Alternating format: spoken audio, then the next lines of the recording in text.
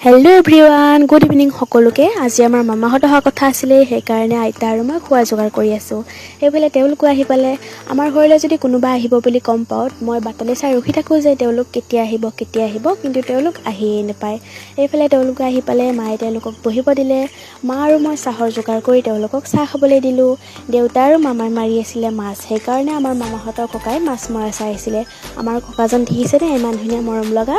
এইফালে মামা আৰু দেউতাই মাছ পালে। মামাই এটা মাছ দলিয়াই দিছে, কৈছে যে তুমি মাছটো লৈ যোৱা। সেইকাৰণে মই মাছটো লৈ আহিলোঁ। এইফালে আমাৰ মামীয়ে মাংস কাটি আছে, ঘৰৰে মুৰ্গী হয়। তাৰপিছত ইয়াত টিকলিকেইজনী টিভি চাই আছে। মই টিকলিজনীৰ লগত অকণমান খেলিলোঁ।